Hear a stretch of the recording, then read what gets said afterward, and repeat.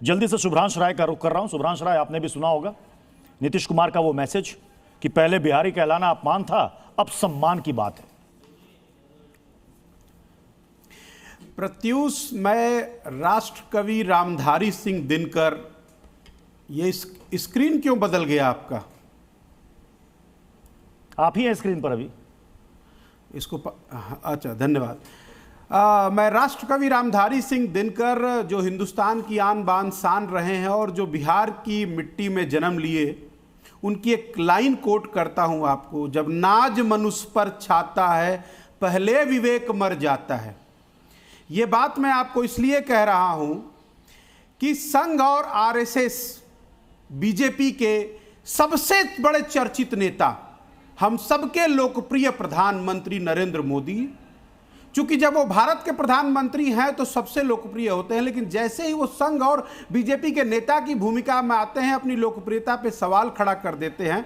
मैं जी न्यूज़ को कोट कर रहा हूं, 19 मई 2015 का एक स्टेटमेंट है, जब नरेंद्र मोदी कहते हैं कि 2014 से पहले जो भारत में जन्म लिया उस पर शर्म आती थी, और ये बात उन्होंने साउथ कोरिया और संघाई विदेश की भूमि पे कहा। एक भारतीय को भारतीय होने में शर्म आ रही थी, ऐसा बीजेपी के नेता नरेंद्र मोदी ने 2015 में कहा। और आज सेम वही बात एनडीए के मजबूत धड़ा, 20 साल से वो सुशासन के नाम पे बिहार में गुंडा राज है, या सुशासन के नाम पे हत्या बलात्कार का गिफ्ट, जिसको हम दीनदयाल योजना या गोलवर्कर योजना कहते हैं, उसके कर्ता धर्ता नीतीश कुमार को आज बिहारी शब्द से दिक्कत है। उनको अपनी मातृभूमि, मिट्टी, अपनी जननी से दिक्कत है। मेरी पहचान, मेरा नाम है, मेरी जाति है, मेरी परंपरा है, मेरा राज्य है, कैसे किसी को दिक्कत हो सकती है? क्या ऐसा तो नहीं कि नीतीश कुमार नरेंद्र मोदी के संगति में आकर, जैसे कल नरेंद्र मोदी को भारत में पैदा होने पर दिक्कत हो रही थी, नीतीश कुमार को अब बिहार से दिक्कत हो रही है। और इस दिक्कत का एक सांकेतिक मतलब भी है प्रत्युष। पिछली बार, अब की बार नीतीश सरकार की जगह नीतीश जी राजनीति में कोई बच्चे नहीं हैं, राजनीति के मंझे मंझाए खिलाड़ी हैं। अगर वो खिलाड़ी नहीं होते तो भारतीय जनता पार्टी के मंडल, प्रमंडल, प्रखंड इन नेताओं को पूछता कौन है दिल्ली में? अगर नरेंद्र मोदी और अमित शाह ने नहीं कहा कि अगली सरकार, वैसे तो ये लोग विपक्ष में बैठने जा रहे हैं, लेकिन फिर भी महागठबंधन का एक चेहरा है, एनडीए का कोई चेहरा है, अगर अमित शाह ने नहीं कहा तो इस बात की कोई साइंटिटी नहीं है। लेकिन और एक गंभीर बात है प्रत्युष, मैं आपके माध्यम से देश से ये पूछना चाहता हूं और बताना चाहता हूं कि क्या ज्ञानेश गुप्ता सो रहे हैं? जीविका बहन का पैसा जो है वो आचार संहिता लगने के बाद चुनाव से 6 दिन पहले ट्रांसफर किया जाएगा। सीधा सीधा नीतीश कुमार ये नहीं कह सकते कि मैं वोट खरीदने का आखिरी प्रयास कर रहा हूं। अभी 75 लाख लोगों को नरेंद्र मोदी ने 10-10 हजार देकर बिहार में वोट खरीदने की कोशिश की, युवाओं को 1-1 हजार देकर वोट खरीदने की कोशिश करी, जो पिछले 19 साल 11 महीने से ना नरेंद्र मोदी को ख्याल आया ना नीतीश कुमार को आया। लेकिन जैसे ही चुनाव सर, लेकिन सुभ्रांश जी, हार दिख रही है दिल्ली की, पटना के साथ साथ। क्या आपको लगता है कि बिहार के वोटर्स, सुभ्रांश जी, क्या आपको लगता है कि बिहार के वोटर्स इन सब बातों में आ जाएंगे? क्योंकि कई स्टेट में हमने देखा है भाई, चुनाव से पहले रेवड़ियां बंटती हैं और लोग रेवड़ियां ले भी लेते हैं लेकिन वोट नहीं देते। प्रत्युष, मैं आपके बराबर समझ नहीं रखता। मैं तो संवैधानिक बात कर रहा हूं कि क्या चुनाव से 6 दिन पहले पैसा देना वोट खरीदने का प्रयास नहीं है?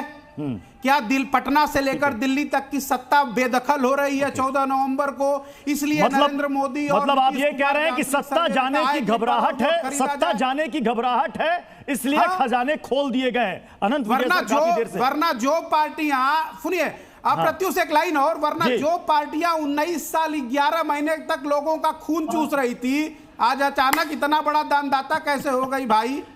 अनंत विजय सर मुस्कुरा रहे हैं। अनंत विजय सर जवाब दीजिए। अनंत विजय सर, मुझे तो प्रत्युष जी ये लग रहा है, मैं तो खैर किसी का जवाब नहीं देता, पर मुझे लग रहा है कि ये कहना कि वोट खरीदने का प्रयास है, ये मतदाताओं का अपमान भी है। क्या बिहार के वोटर 10,000 रुपए में बिक जाते हैं, ऐसा कहना चाह रहे हैं कांग्रेस के हमारे मित्र प्रवक्ता? क्या 10,000 रुपए देकर बिहार के वोटरों को खरीदा जा सकता है? ये थोड़ा अपमानजनक टिप्पणी है। लेकिन मैं एक चीज ये सुन रहा था और बहुत ध्यान से ये सुन रहा था कि नीतीश कुमार को मुख्यमंत्री बनाए जाने को लेकर बड़ी चर्चाएं यहाँ हो रही थी कि उनका कोई चेहरा नहीं है और उनके सामने तेजस्वी जी एक चेहरे के तौर पर हैं। वो तो स्थापित चेहरा है और जिसकी थोड़ी सी भी राजनीतिक मतलब मेरे जितनी भी राजनीतिक समझ होगी, यहाँ तो मुझसे ज्यादा तीक्ष्ण बुद्धि के राजनेता लोग बैठे हुए हैं, उनको ये समझ में नहीं आ रहा है कि नरेंद्र मोदी की सरकार नीतीश कुमार के समर्थन से चल रही है। अभी ऐसा इतना बड़ा रिस्क लेना और नरेंद्र मोदी जैसा जो 24 कैरेट का खालिस राजनेता है वो ऐसा रिस्क क्यों लेगा कि बेवजह से नीतीश कुमार जी को तंग करे या नीतीश, और बड़ी लंबी लंबी बातें हो रही हैं कि नीतीश कुमार जी नाराज हो जाएंगे तो कांग्रेस के साथ चले जाएंगे, आरजेडी के साथ चले जाएंगे। अरे कौन जाने दे रहा है उनको? अभी तो उनकी आवश्यकता जितनी नरेंद्र मोदी को है उतनी ही नीतीश जी को। तो इसलिए ये जो गठजोड़ है, मुझे नहीं लगता कि इसमें किसी प्रकार की दिक्कत है। दोनों एक दूसरे के परस्पर सहयोगी हैं और हाल के दिनों में मैंने जो देखा है वो नीतीश कुमार को लेके प्रधानमंत्री नरेंद्र मोदी की जो इज्जत है या नीतीश कुमार जिस प्रकार से सार्वजनिक सभाओं में नरेंद्र मोदी का सम्मान करते हुए दिखे हैं, उसमें ये सवाल बेमानी हो जाता है कि कोई ये नहीं हुआ, उनको घोषित नहीं किया गया, उनको चेहरा नहीं बनाया गया। मैं इससे भी एक और मजेदार बात मुझे तब ध्यान में आता है जबकि मतलब मुकेश सहनी जैसे लोग जिनको इतनी कम सीटें दी गई उनको उप मुख्यमंत्री घोषित कर दिया जाता है, लेकिन कांग्रेस पार्टी कहाँ है जो 61 सीटों पर चुनाव लड़ रहे हैं, जिनको 70 से घटाकर 61 कर दिया गया और 61 में भी 11 सीटों पर महागठबंधन फ्रेंडली फाइट में है। तो बड़ी रोचक सी और दिलचस्प स्थिति है कि उन फ्रेंडली फाइट्स वाली सीटों पर क्या होगा? क्या कांग्रेस के लोग आरजेडी के खिलाफ प्रचार करेंगे? क्या आरजेडी के लोग कांग्रेस के खिलाफ प्रचार करेंगे? मुकेश सहनी और सीपीआईएमएल का क्या होगा? वीआईपी और वो एक दूसरे से लड़ेंगे। ये बड़ी रोचक और दिलचस्प स्थिति है, इस पे चर्चा होनी चाहिए।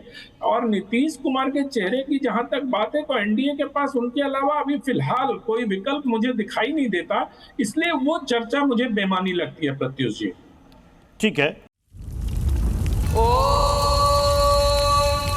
त्र्यंबकं यजामहे सुगंधिं पुष्टिवर्धनम्। धर्म क्या है? वो जो हम धारण करते हैं या वो जिसे हर हाल में निभाना ही पड़ता है? क्या धर्म सिर्फ एक चॉइस है या कोई इनविजिबल सिस्टम जो हमारे हर कर्म का हिसाब रखता है? क्या धर्म सिर्फ ग्रंथों में लिखा है या धर्म हमारे आसपास घटित होते हर पल में छुपा है? क्या धर्म वो है जो हमारे अंदर हर सांस के साथ रिदम मिलाने की कोशिश करता है?